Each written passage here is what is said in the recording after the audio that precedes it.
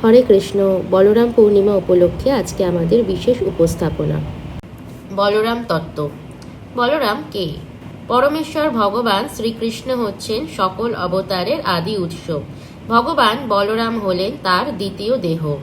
এই দুইজন হলেন পরস্পর অভিন্ন। তাদের মধ্যে কেবলমাত্র রূপভেদ রয়েছে। ভগবান শ্রী বলরাম হলেন পরমেশ্বর ভগবান শ্রীকৃষ্ণের প্রথম বিস্তার এবং তিনি ভগবান শ্রীকৃষ্ণের দিব্যলীলা সম্পাদনে সহায়তা করেন। ভগবান বলরাম হলেন শ্রীকৃষ্ণের সাংশ প্রকাশ। তাই কৃষ্ণ এবং বলরামের মধ্যে শক্তিগতভাবে কোনো পার্থক্য নেই। তাদের মধ্যে একমাত্র পার্থক্য হল তাদের রূপ।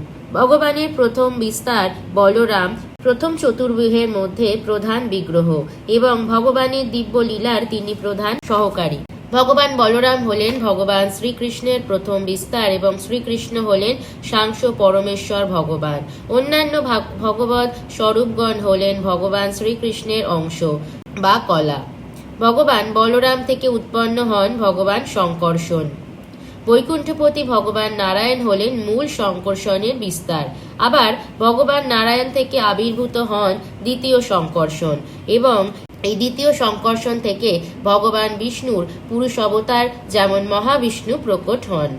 একসময় ব্রহ্মা সকল দেবতাদের নিয়ে ক্ষীর সমুদ্রে ভগবান বিষ্ণুর কাছে গিয়েছিলেন। তারা সকলে পুরুষ সুক্ত আবৃত্তি করে ক্ষীরোদক্ষায় বিষ্ণুর আরাধনা করেছিলেন। ব্রহ্মার তপস্যায় সন্তুষ্ট হয়ে ভগবান বিষ্ণু ভগবান বলরাম সম্পর্কে তাকে দিব্য জ্ঞান প্রদান করেছিলেন। ব্রহ্মা সকল দেবতাদের কাছে ভগবানের নির্দেশ ঘোষণা করেছিলেন। ভগবান শ্রী বলরাম হলেন ভগবান শ্রীকৃষ্ণের আদি প্রকাশ।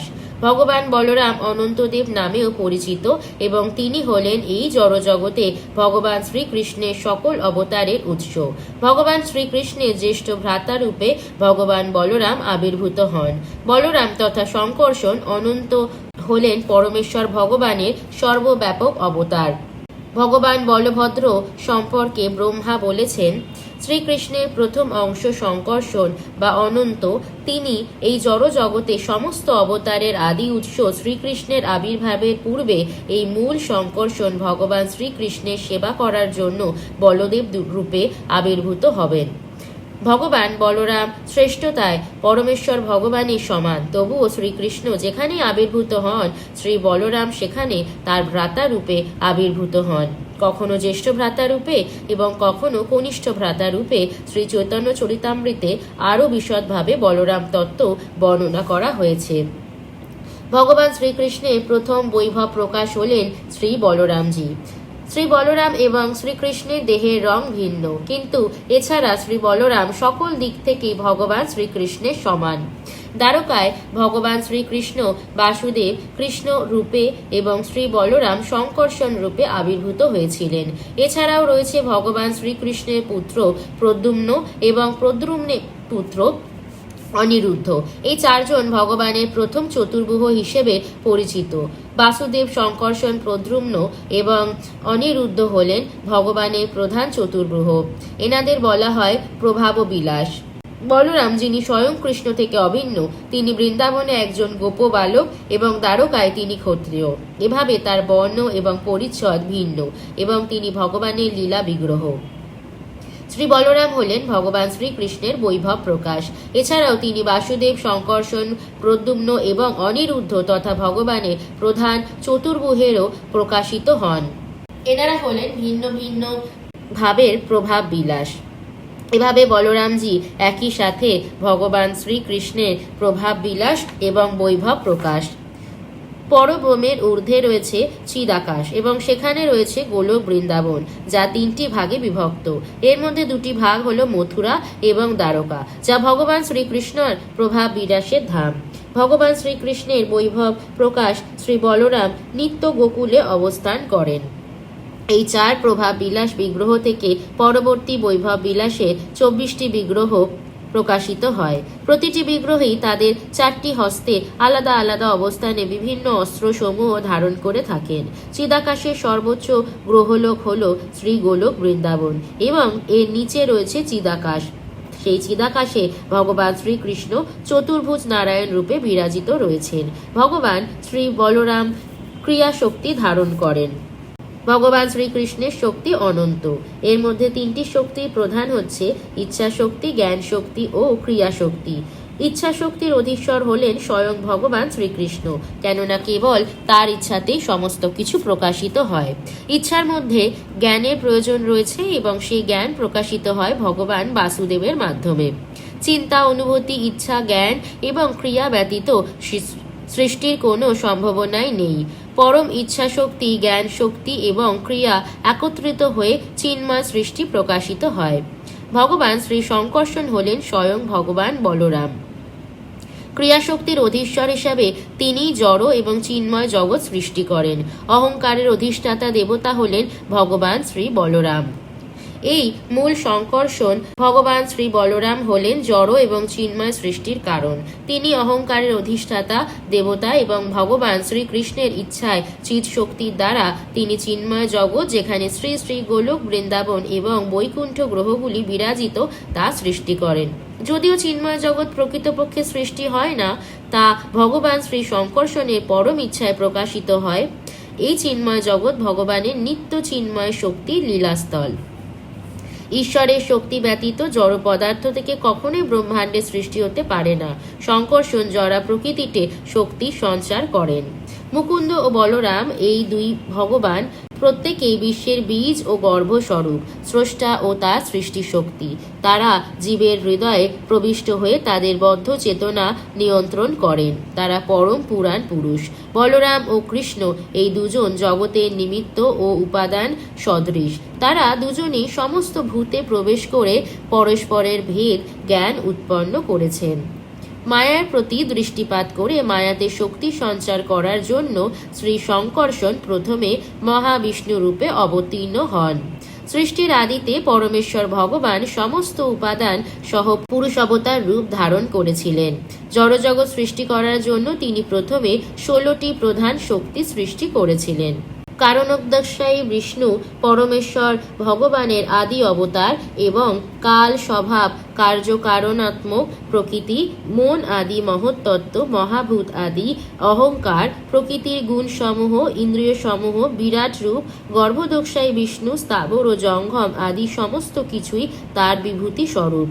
সেই পরম পুরুষ, যার নাম শঙ্কর্ষণ, তিনি বিরজা নদীতে শয়ন করেন, যা জড় এবং চিন্ময় জগতের মধ্যবর্তী সীমানা।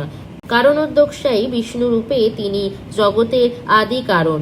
ভগবান শ্রী বিষ্ণুর প্রথম রূপ হলেন মহাবিষ্ণু। তিনি সমগ্র জড়শক্তির আদি স্রষ্টা।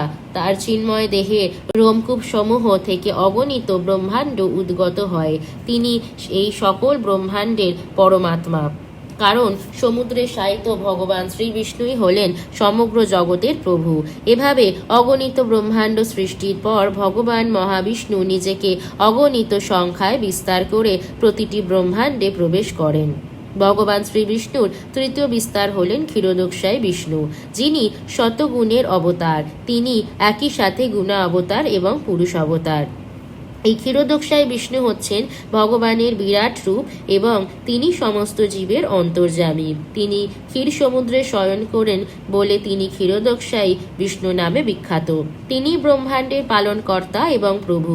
একসময় বিদেহরাজ নিমি করভাজন মুনিকে বিভিন্ন যুগে ভগবানের অবতার এবং তাদের আরাধনার পদ্ধতি সম্পর্কে প্রশ্ন করেন। প্রশ্নের উত্তরে করভাজন মুনি প্রথম চতুর্ভুজের নিকট প্রণতি নিবেদন করে একটি শ্লোক আবৃত্তি করেন। নমস্তে বাসুদেবায় নমো শঙ্কর্ষণায় চ প্রদ্যুম্ন অনুরুদ্ধায় তুভ্যং ভগবতে নমঃ। হে পরমেশ্বর ভগবান শ্রী বাসুদেব, আপনাকে প্রণতি জানাই এবং আপনার অভিপ্রকাশ রূপ শ্রী শঙ্কর্ষণ, শ্রী প্রদ্যুম্ন এবং শ্রী অনিরুদ্ধের উদ্দেশ্যে প্রণাম জানাই। বৈকুণ্ঠের শেষ এবং জড় জগতে অনন্ত ব্রহ্মাণ্ড মস্তকে ধারণকারী অনন্ত মুখ্য সপ্তাবেশ অবতার। বিস্তারিতভাবে বিচার করলে তাদের গণনা করে শেষ করা যাবে না। তো এবার আমরা দেখি যে কিভাবে গোলক ধামের প্রস্তুতি হয়েছিল। এই প্রস্তুতির ব্যাপারে গর্গ সংহিতাতে বলভদ্র খণ্ড থেকে এই অংশটি নেওয়া হয়েছে। অসংখ্য আসরিক রাজাদের ভারে এই পৃথিবী ভারগ্রস্ত হয়ে পড়েছিল। এই অত্যাচারী রাজাদের দ্বারা নিপীড়িতা হয়ে পৃথিবী মাতা একটি গাভীর রূপ ধারণ করে ব্রহ্মার কাছে গমন করলেন। ধরিত্রী মাতার করুণ প্রার্থনা শ্রবণ করে ব্রহ্মা ভগবান শিব এবং ভগবান বিষ্ণুকে সঙ্গে নিয়ে গোলকধামে পরমেশ্বর ভগবান শ্রীকৃষ্ণকে দর্শন করার পরিকল্পনা করলেন। তারা মহাকাশের আবরণ ভেদ করে ভগবান বামন দেবের বাম চরণ কমলে নখে দ্বারা সৃষ্ট ছিদ্র পথ দিয়ে বিরজা নদীর অপর তীরে উপস্থিত হলেন। সেখানে তারা ব্রহ্মদ্রব্য গঙ্গা বা বিরজা নদীর জলে কোটি কোটি মহাবিশ্বকে ভাসমান অবস্থায় দেখতে পেলেন। অবশেষে তারা নদীর তীরে পৌঁছলেন। সেখানে ব্রহ্মা ও অন্যান্য দেবতারা কোটি সূর্যের তেজ লক্ষ্য করলেন এবং সেই পরম জ্যোতির উদ্দেশ্যে বিনম্র প্রণাম নিবেদন করে ধ্যানে মগ্ন হলেন। সেখানে তারা কুণ্ডলী পাকিয়ে আসীন সহস্র ফণা শঙ্কর্ষণ অনন্তদেবকে দর্শন করলেন। অনন্তদেবের এই কুণ্ডলী আকৃতির শরীরের ভেতরেই তারা শ্রী বৃন্দাবন, যমুনা, গোবর্ধন, গোপ এবং গোপীদের দেখতে পেলেন। এরপর ব্রহ্মা ও অন্যান্য দেবতারা গোলক বৃন্দাবনে প্রবেশ করলেন। শ্রীকৃষ্ণের কৃপা ও অনুমতি প্রার্থনা করে তারা ভগবানের অন্তঃপুরে প্রবেশ করলেন। সেই কুঞ্জবনের ভেতরে তারা আসীন দেখলেন অখিল ব্রহ্মাণ্ডের অধিপতি পূর্ণতম স্বয়ং ভগবান শ্রীকৃষ্ণ চন্দ্রকে। তার অঙ্গের রং নীল, পরিধানে উজ্জ্বল পীত বসন এবং শ্রীহস্তে একটি মুরলী। তার শ্রীচরণে স্বর্ণনূপুর সুমধু ধ্বনি তুলছিল। তিনি বিবিধ অলঙ্কার ও কৌস্তব মণি দ্বারা সুশোভিত ছিলেন। তার মস্তকে উদীয়মান চন্দ্রের ন্যায় এক কিরীট ছিল, যার প্রভা 10 দিক উদ্ভাসিত করছিল। তার গণ্ডদেশ স্পর্শ করে উজ্জ্বল কুণ্ডল দুলছিল এবং তার শ্রী মুখমণ্ডলকে ঘিরে ভ্রমররা গুঞ্জন করছিল। ব্রহ্মা সহ সকল দেবতারা ভগবান শ্রীকৃষ্ণকে বিনম্র দণ্ডবত প্রণাম জানিয়ে মহাবিশ্বের সংকটময় পরিস্থিতির কথা নিবেদন করলেন। ধরিত্রী মাতা দুঃখের কথা শুনে ভগবান মিষ্ট বাক্যে দেবতাদের আশ্বস্ত করে বললেন যে তিনি নিজেই এর বিহিত করবেন। এরপর ভগবান কৃষ্ণ সহস্রবদন অনন্তদেবকে সম্বোধন করে বললেন, হে অনন্ত, তুমি প্রথমে গিয়ে বসুদেবের হৃদয় আবির্ভূত হও এবং সেখান থেকে দেবকীর গর্ভে স্থানান্তরিত হও। তারপর সেখান থেকে তোমাকে রোহিণীর গর্ভে স্থানান্তরিত করা হবে এবং তুমি সেখান থেকে জন্মগ্রহণ করবে। পৃথিবীতে তোমার আবির্ভাবের পর আমি স্বয়ং দেবকীর গর্ভে অবতীর্ণ হব। শ্রীকৃষ্ণের এই নির্দেশ লাভ করে সহস্রবদন অনন্তদেব সেই স্থান ত্যাগ করে নিজ সভায় ফিরে গেলেন। তার আগমনে সিদ্ধ, চারণ ও গন্ধর্বরা তাকে বিনম্র প্রণাম জানালেন। এরপর তার সারথী সুমতি তালোধ্বজ রথ নিয়ে উপস্থিত হলেন, যা অতি শক্তিশালী অশ্বগণ দ্বারা চালিত ছিল। এরপর সমস্ত শত্রু বিনাশকারী মুষল অর্থাৎ গদা এবং অসুর দলনকারী হল মানে লাঙল এবং আধ্যাত্মিক জ্ঞানময় ব্রহ্মময় বর্ম স্বয়ং এসে ভগবান অনন্তের সামনে দণ্ডায়মান হলো। এরপর বলরামের সভায় সবার সামনে রমা বৈকুণ্ঠ থেকে শেষনাগ এসে প্রার্থনা জানিয়ে বলরামের শ্রী অঙ্গে বিলীন হয়ে গেলেন। অজিত বৈকুণ্ঠ থেকেও সহস্র ফণা শেষ এসে বলরামের সাথে মিশে গেলেন। শ্বেতদ্বীপ থেকে ভীম রূপ শেষ এবং ইলাবৃত বর্ষ থেকেও শেষ এসে বলরামের দেহে লীন হলেন। পরিশেষে পাতাল লোকের 32 যোজন নিচে অবস্থানকারী শেষ নাগও সকলের সামনে এসে বলরামের সাথে লীন হয়ে গেলেন। এভাবে সকলেই বুঝতে পারলেন যে ভগবান বলরামই হচ্ছেন পূর্ণতম স্বরূপ এবং তারা বিস্মিত হয়ে পরম শ্রদ্ধায় তাকে প্রণাম জানালেন। এরপর অগণিত মুখমণ্ডল বিশিষ্ট মহা অনন্ত ভগবান শঙ্কর্ষণ তার সিদ্ধ পার্শ্বদের বললেন, এখন আমি মর্তলোকে যাওয়ার পরিকল্পনা করছি, তোমরা সকলে যদুবংশে গিয়ে জন্মগ্রহণ করো। বলরাম তার সারথী সুমতিকে বললেন, হে রণকুশলী, তুমি এখানেই থাকো, বিষণ্ণ হও না। যখনই আমার প্রয়োজন হবে আমি তোমাকে স্মরণ করব। সেই মুহূর্তেই তুমি তালোধ্বজ রথ সহ আমার সামনে উপস্থিত হবে। এরপর ভগবান তার হল ও মুষলকে আদেশ দিলেন, যখনই আমি তোমাদের স্মরণ করব তোমরা আমার সামনে আবির্ভূত হবে। পরিশেষে বলরাম ঋষি, রুদ্র, গন্ধর্ব ও দৈত্যদেরও যদুবংশে জন্ম নিয়ে তাকে সহায়তা করার আদেশ দিলেন। প্রভুর নির্দেশ পেয়ে সকলে নিজ নিজ ধামে ফিরে গেলেন। ভগবান অনন্ত বলরাম তার নাগ কন্যা সঙ্গিনীদের বললেন, আমি জানি তোমাদের আমার সাথে যাওয়ার অভিলাষ আছে। তপস্যার প্রভাবে তোমরা গোপগৃহে জন্মগ্রহণ করবে, সেখানে তোমরা আমার দর্শন লাভ করবে। কালিন্দী নদীর তীরে তোমাদের সাথে রাসলীলায় মগ্ন হয়ে আমি তোমাদের মনোবাঞ্ছা পূর্ণ করব। এরপর কলির থেকে অভিন্ন নিবাত কবচ রাজা হাত জড়ো করে এবং পুষ্প নিবেদন করে বলরামের কাছে এসে বললেন, প্রভু, আমার কি করণীয়? আদেশ করুন। আপনি যেখানেই যাবেন আমিও সেখানেই যাব। হে পিতা, আপনার বিরহ আমি সইতে পারবো না। আপনি ভক্তবৎসল হিসাবে পরিচিত, দয়া করে আমাকেও সাথে নিন। এতে সন্তুষ্ট হয়ে বলরাম তার শিষ্য কলিরাজকে বললেন, তুমি সানন্দে আমার সাথে ভারতবর্ষের কৌরব বংশে ধৃতরাষ্ট্রের পুত্র দুর্যোধন নামে জন্মগ্রহণ করো এবং সেখানকার সম্রাট হও। আমি তোমাকে গদাযুদ্ধ শিক্ষা দেব। এই আদেশ পেয়ে কলিরাজ নিজ স্থানে ফিরে গেলেন। এরপর কোটি চন্দ্রের ন্যায় উজ্জ্বল কান্তি বিশিষ্টা নাগ লক্ষ্মী তার রথে চড়ে কোটি সখীদের নিয়ে বলরামের সভায় এলেন। নাগলক্ষ্মী তার স্বামী অনন্তকে বললেন, হে নাগ, আমিও আপনার সাথে মর্তলোকে যেতে চাই। আপনাকে ছাড়া আমি এখানে বেঁচে থাকতে পারবো না। যিনি সমগ্র বিশ্ব ব্রহ্মাণ্ডের কারণ এবং ভক্তদের দুঃখ হরণকারী সেই ভগবান বলরাম বললেন, হে রম্ভারূপ, দুঃখ করো না। তুমি রেবতীর দেহে আশ্রয় নিয়ে ভূলোকে গমন করো। এরপর ভগবান তার কাছে রেবতীর বর্ণনা প্রদান করলেন। সেই সময় রাজা রৈবতের কন্যা হিসেবে আবির্ভূত হওয়া রেবতী ব্রহ্মলোকে ছিলেন। বলরামের আদেশে নাগলক্ষ্মী রেবতীর দেহে প্রবেশ করলেন এবং পরে দ্বারকায় গিয়ে ভগবানের সাথে দিব্যলীলা উপভোগ করার সুযোগ পেলেন। পরিশেষে অসুর রাজাদের ভার থেকে পৃথিবীকে মুক্ত করতে ভগবান বলরাম গোলক ধাম থেকে মর্তলোকে অবতীর্ণ হলেন। এবার আমরা দেখব ভগবান শ্রী বলরামের রূপের বর্ণনা। পরম শক্তিশালী নিত্য কিশোর ভগবান বলরাম 16 বছর বয়সী, যার শ্রী অঙ্গ থেকে অফুরন্ত যৌবনের শক্তি বিচ্ছুরিত হয় এবং তার গাত্রবর্ণ স্ফটিকের ন্যায় শুভ্র ও উজ্জ্বল। তিনি নীল বসন পরিধান করেন এবং দিব্য বনফুলের মালা দ্বারা সুশোভিত থাকেন।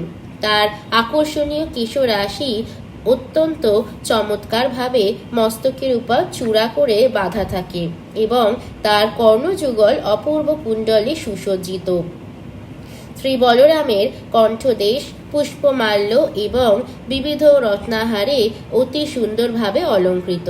তার শক্তিশালী ও সুঠাম বাহুদয় অপূর্ব কঙ্কণ ও অঙ্গদ দ্বারা শোভিত এবং তার শ্রীচরণে বিরাজ করেন মণিমাণিক্য খচিত নূপুর। তিনি শ্রীকৃষ্ণের পরম সুহৃদ এবং অগণিত আনন্দময় চিন্ময় লীলার অফুরন্ত ভাণ্ডার।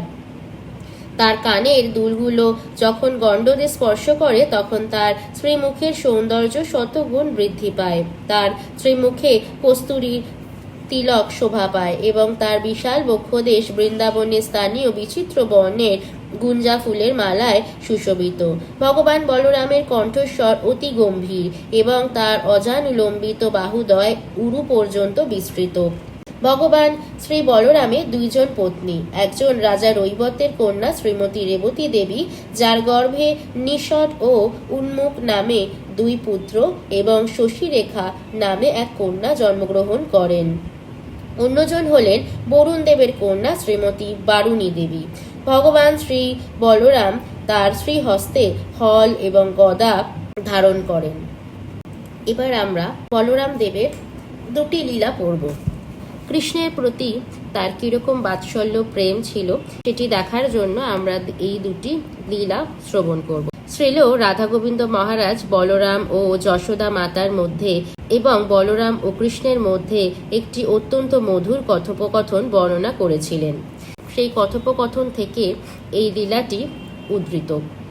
কৃষ্ণকে একটি উদুখলের সাথে বাঁধার পর মা যশোদা তাকে কঠোরভাবে বললেন। লীলাটি দামোদর লীলার পরের ঘটনা। যশোদামা বললেন, এখানেই থাকো, যদি নড়াচড়া করার সাহস করো তবে আমি তোমাকে শাস্তি দেব। তিনি অন্য গোপীদের বললেন কৃষ্ণের ওপর নজর রাখতে। এই সময় পর্যন্ত বলরাম সেখানে ছিলেন না, তাই কেউ একজন বলরামকে খবর দিলেন যে তার ভাইকে বেঁধে রাখা হয়েছে। সেখানে উপস্থিত হয়ে বলরাম তার সংকর্ষণ ভাব ধারণ করলেন এবং দৃঢ়ভাবে ঘোষণা করলেন, কার এত সাহস যে কৃষ্ণকে বাঁধে? আমি সংকর্ষণ, আমি শেষনাগ, সংকর্ষণ রূপে আমি এক নিঃশ্বাসে সমগ্র মহাবিশ্ব ভস্ম করে দিতে পারি। শেষনাগ রূপে আমি আমার সহস্র ফনা থেকে বিষ নির্গত করে সমগ্র ব্রজভূমি প্লাবিত করে দিতে পারি। এই অপরাধী কি জানে না আমি কি করতে পারি? কে এই কাজ করেছে? কে কৃষ্ণকে বেঁধেছে? তখন কেউ বলরামকে জানালেন যে মা যশোদা কৃষ্ণকে বেঁধেছেন। এটি শোনা মাত্রই বলরামের ভাব পরিবর্তিত হয়ে গেল। তিনি আর সে ক্রুদ্ধ সাপের মতো রইলেন না, বরং এক ভীতু ইঁদুরের মতো হয়ে গেলেন। বলরামের রাগ জল হয়ে গেল এবং তিনি কি করবেন সেটা ভেবে পেলেন না। বলরাম দেখলেন যে কৃষ্ণ কাঁদছেন, আর কৃষ্ণ বলরামকে দেখে তার করুণা ভিক্ষা করার জন্য আরো বেশি করে কাঁদতে লাগলো। কৃষ্ণকে কাঁদতে দেখে বলরাম পুনরায় ক্রুদ্ধ হয়ে উঠলেন এবং চিৎকার করে বললেন, কে কৃষ্ণকে বেঁধেছে? তিনি নারায়ণ, তিনি নৃসিংহ, তিনি বামন, তিনি মৎস্য, কৃষ্ণই সমস্ত অবতারের উৎস, তিনি সব কিছু। কে সেই দোষী? আমার সহস্র ফনা রয়েছে, আমি আমার ফনার অগ্নিশিখা দিয়ে এই ব্রজভূমি ভস্মীভূত করে দেব। বলরামের দিকে তাকিয়ে মা যশোদা ব্যঙ্গ করে বললেন, ও তাই বুঝি? কৃষ্ণই যদি সমস্ত অবতারের উৎস হন তবে আপনি কে? বলরাম উত্তর দিলেন, আমি লক্ষণ, আমি শেষনাগ, আমি সংকর্ষণ, আমি এটা করতে পারি, আমি সেটা করতে পারি। তখন মা যশোদা বললেন, এই সব অবতারের কি কেবল আমার ঘরেই আবির্ভূত হতে হবে? এই বলে তিনি তার লাঠিটি তুলে বলরামকে ভয় দেখানোর জন্য নাড়তে লাগলেন। মা যশোদা তাকে সতর্ক করে বললেন, আমি তোমাকে মারার আর বাধার আগেই তুমি এখান থেকে পালাও। এটি শুনে বলরাম দৌড়ে পালালেন। তার সেই সংকর্ষণ শক্তি তখন আর কোথাও ছিল না। মা যশোদা বললেন, কৃষ্ণ ভগবান? তাই বুঝি? ও তো একটা বিড়ালের মিউ ডাক শুনলেই দৌড়ে আমার কাছে আসে। ভগবান নৃসিংহ কি এমন হয়? কৃষ্ণ যদি ভগবানই হবে তবে তার মাখন চুরি করার দরকার হয় কেন? বলরাম মা যশোদার কাছ থেকে দৌড়ে কৃষ্ণের কাছে গেলেন এবং বললেন, আমি তোকে কতবার বলেছি এই মাখন চুরি করা ছেড়ে দে। তুই কি আমার কথা শুনেছিস? তুই আমার উপদেশ গ্রাহ্য করিসনি আর এখন কষ্ট পাচ্ছিস। আমি কি করতে পারি? যদি অন্য কেউ তোকে বাঁধত আমি দেখে নিতাম, কিন্তু যখন মা তোকে বেঁধেছে তখন আমি কি করতে পারি? আমি নিরুপায়। তাকে আটকানোর সাধ্য আমার নেই। আমি শুনলাম তুই দইয়ের হাঁড়ি ভেঙেছিস, কেন এমন করলি? আর হাঁড়ি ভাঙার পর সেখানেই থেমে গেলি না কেন? তার বদলে তুই দুষ্টুমি চালিয়েই গেলি আর তাকে আরো রাগিয়ে দিলি। আমার প্রিয় ভাই কৃষ্ণ, আমি দুঃখিত যে তোর জন্য আমি কিছুই করতে পারছি না। এটা শুনে কৃষ্ণ আরো জোরে কাঁদতে লাগলেন। বলরাম বলতে থাকলো, আমি তোকে কতবার বলেছি এই চুরির অভ্যেস ছেড়ে দিতে, কিন্তু তুই তো শুনবি না। এখন ঠিক হয়েছে, তোর এমনই হওয়া উচিত। আজ তুই শাস্তি পাচ্ছিস, এখন কাঁদছিস তো, কে তোকে মুক্ত করবে?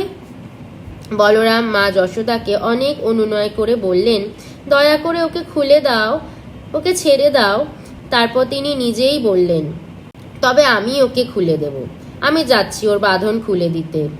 বলরাম আশা করেছিলেন যে মা যশোদার মন হয়তো গলবে এবং তিনি তাকে বলবেন কৃষ্ণের বাঁধন খুলে দিতে, কিন্তু মা যশোদা নরম হলেন না। শেষ পর্যন্ত বলরাম কৃষ্ণের কাছে ফিরে গেলেন এবং তারা দুজনেই কাঁদতে লাগলেন। কৃষ্ণ কাঁদছিলেন কারণ তিনি আবদ্ধ ছিলেন, আর বলরাম কাঁদছিলেন কারণ তিনি কৃষ্ণকে মুক্ত করার বিষয়ে একেবারেই নিরুপায় ছিলেন। আরেকটি লীলা আমরা শ্রবণ করব। এই লীলাটি হচ্ছে আমাদের দামোদরের দাম বন্ধন লীলার পরের ঘটনা। একদিন বলরাম এবং কৃষ্ণ তাদের বন্ধুদের সাথে নদীর তীরে খেলতে গিয়েছিলেন। সময় খুব দ্রুত বয়ে যাচ্ছিল। প্রায় দুপুর হয়ে এলো এবং মধ্যাহ্নভোজের সময় হয়ে গেল। তারা খেলাধুলোয় এতটাই মগ্ন ছিলেন যে দুই ভাইয়ের কেউই ভোজনের জন্য বাড়ি ফিরে আসতে চাইছিলেন না। মাতা যশোদা, যিনি বলরাম ও কৃষ্ণ উভয়ের প্রতি অত্যন্ত আসক্ত ছিলেন, চাইলেন যে তারা ফিরে আসুক, যাতে তিনি তাদের স্নান করিয়ে আহার করাতে পারেন। যদিও রোহিণী দেবী ছিলেন বলরামের গর্ভধারিণী মাতা, তবুও যশোদা বলরামের প্রতি রোহিণী দেবীর চেয়েও বেশি আসক্ত ছিলেন। মাতা যশোদা মধ্যাহ্নভোজের জন্য বলরাম ও কৃষ্ণকে ডাকতে রোহিণী দেবীকে পাঠালেন। মাতা যশোদার আজ্ঞা পালন করে রোহিণী দেবী দুই ভাইকে ডাকতে গেলেন, কিন্তু তারা খেলাধুলায় এতটাই মগ্ন ছিলেন যে মাতা রোহিণীর ডাকে কোনো কর্ণপাত করলেন না। বলরাম এবং কৃষ্ণকে বাড়ি ফিরিয়ে আনতে ব্যর্থ হয়ে রোহিণী যশোদা মাতাকে অনুরোধ করলেন তিনি যেন নিজেই গিয়ে তাদের ডেকে আনেন। যেহেতু যশোদা তাদের দুজনের প্রতি রোহিণীর চেয়েও বেশি স্নেহশীলা ছিলেন, তাই রোহিণী ভাবলেন যে যশোদা ডাকলে তারা নিশ্চয়ই বাড়ি ফিরে আসবে। মাতা যশোদা তাদের মধ্যাহ্নভোজের জন্য ডাকতে গেলেন। বলরাম ও কৃষ্ণ উভয়ের প্রতি তার গভীর বাৎসল্য ও স্নেহের কারণে তার স্তন থেকে দুগ্ধ খরিত হচ্ছিল। তিনি বারবার বলরাম ও কৃষ্ণের নাম ধরে ডাকতে লাগলেন। তিনি উচ্চস্বরে ডাকলেন, তোমাদের দুপুরের খাবারে অনেক দেরি হয়ে গেছে, তোমরা অনেকক্ষণ খেলা করেছো, এখন তোমাদের দুজনেরই খাওয়ার জন্য ফিরে আসতে হবে। তিনি বলরামকে বললেন, আমার প্রিয় বলরাম, আমাদের বংশের শ্রেষ্ঠ সন্তান, অনুগ্রহ করে তোমার ছোট ভাই কৃষ্ণকে নিয়ে এখনই চলে এসো। তোমরা দুজনেই সকালে আহার করেছো, এখন তোমাদের আরো কিছু খাওয়া প্রয়োজন। ব্রজরাজ নন্দ মহারাজ এখন ভোজনের জন্য অপেক্ষা করছেন। ওগো আমার প্রিয় পুত্র বলরাম, তিনি তোমার জন্য প্রতীক্ষা করছেন, তাই আমাদের সন্তুষ্টির জন্য তোমরা ফিরে এসো। তোমার এবং কৃষ্ণের সাথে যে বালকেরা খেলছে তাদেরও এখন নিজ নিজ ঘরে ফিরে যাওয়া উচিত। এভাবে বলে মাতা যশোদা বলরাম ও কৃষ্ণের হাত ধরলেন এবং তাদেরকে বাড়িতে নিয়ে এলেন। তারপর তিনি নিজে তাদের সুন্দরভাবে স্নান করালেন, পোশাক পরিয়ে দিলেন এবং তাদের মধ্যাহ্নভোজ করালেন। শ্রী বলরাম বন্দনা। সহস্র বদন বন্দ প্রভু বলরাম, যাহার সহস্র মুখে কৃষ্ণ যশোধাম।